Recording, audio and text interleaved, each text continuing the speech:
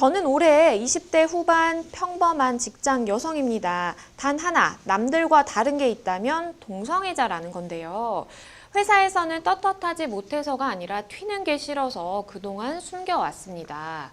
그런데 최근 회사 게시판에 제가 동성애자라는 글과 함께 저의 연인과 찍은 제 사진이 올라온 겁니다.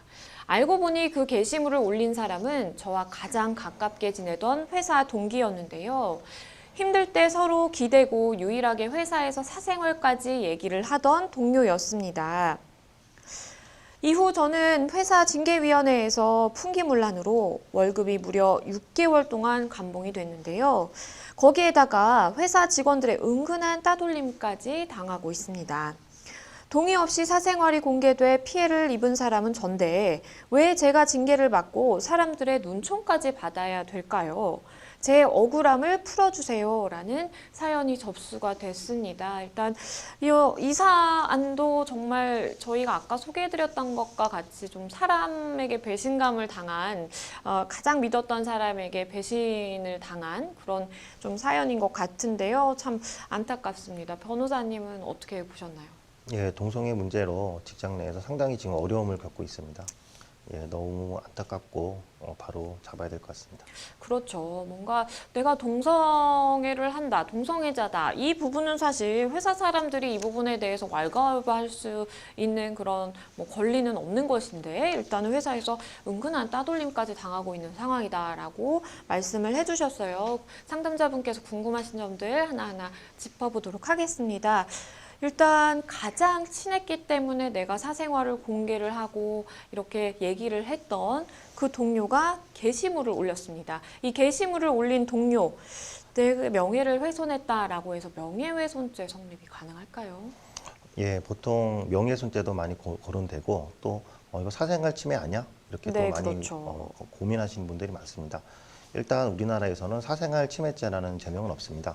대신 비밀침해죄가 있는데 비밀침해죄는 봉함된 편지나 비밀로 규정된 전자기록 등을 침해할 경우에 성립되는 범죄입니다. 그래서 이 사안 같은 경우에는 사생활 침해죄로 처벌되진 않고요. 다만 명예훼손죄가 고려될 수 있습니다. 명예훼손죄는 형법과 그다음에 지금같이 온라인상의 인터넷망에 올렸을 경우에 정보통신망법 두 가지로 규율됩니다. 지금 같은 경우에는 사내 인터넷 게시망에 올렸기 때문에 정보통신망법에 따른 명예훼손죄가 성립될 수가 있습니다. 여기서 하나 더 고민해 볼 수가 있는데요. 네. 개인정보법 위반입니다. 개인정보법 위반이 어떻게 되느냐라고 좀 많이 의아하실 수도 있는데요. 2020년에 청주에서 관리소장이 입주민의 얼굴을 찍은 CCTV 영상을 캡처해서 게시판에 올린 적이 있습니다. 그렇죠. 네. 네, 이 경우에 얼굴도 개인정보에 해당된다는 이유로 관리소장에게 개인정보 위반으로 벌금형을 내린 적이 있습니다. 그래서 지금 같은 경우에는 정보통신망법에 의한 명예훼손죄 그리고 개인정보 위반으로 검토해 볼 수가 있습니다. 네, 변호사님께서 설명을 해주신 것처럼 정보통신망법상 이 명예훼손죄 그리고 개인정보보호법 위반죄까지 검토를 해볼 수가 있겠다라는 말씀을 해주셨습니다. 비슷한 사례도 설명을 해주셨고요. 그렇다면 회사 측에는 좀 손해배상 청구가 가능할까요?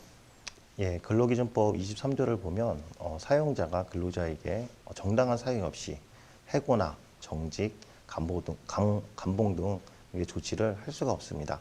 여기서 지금같이 동성애가 해고, 감봉할 수 있는 정당한 사유가 되는지에 대해서 고용노동청과 법원은 정당한 사유가 되지 않는다고 판단했습니다. 즉, 이러한 경우에 동성애자라는 이유로 감봉을 할 경우에는 부당한 해고가 된다고 판단하였습니다.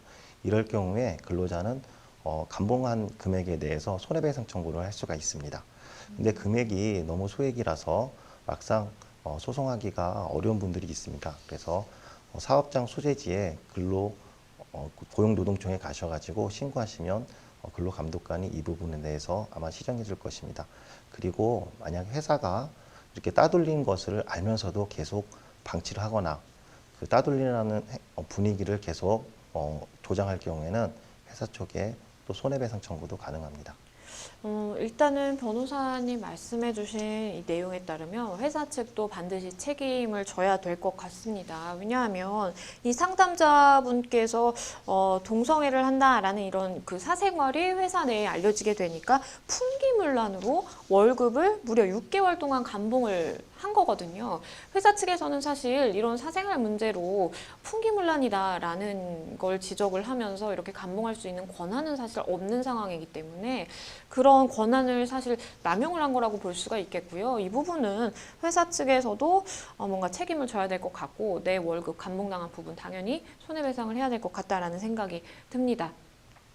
일단 우리 상담자분 정신적인 충격이 굉장히 크실 것 같은데 내가 정신적 고통에 대해서 위자료 청구를 하고자 할 때 이 게시물을 직접 작성해서 올린 이 친한 동료분과 그리고 너 풍기문란 했잖아. 그러니까 감봉해야 돼 라면서 나에게 감봉이라는 징계를 내린 회사 이 누구에게 하는 게 좀 맞을까요? 예, 민법 751조에 보면은 명예를 훼손하거나 정신적 피해를 준 사람한테게는 손해배상을 청구할 수 있도록 되어 있습니다. 네. 이 사건의 경우 동료의 경우를 먼저 보면은 명예를 훼손했다고 판단되어집니다. 그렇기 때문에 동료에게 위자료 청구 가능합니다. 그리고 회사를 검토해 보면 이 근로자가 회사한테 이런 사내 게시판에 올린 거를 삭제해달라, 글을 빨리 내려달라라고 요청했음에도 불구하고 회사에서 계속 방치할 경우 이 점을 이유로 또 위자료 청구를 가능합니다. 그리고 아까 전에 말씀드렸던 따돌림에 대해서 조장하거나 계속 방치한 경우 회사에 대해서도 위자료 청구가 가능합니다.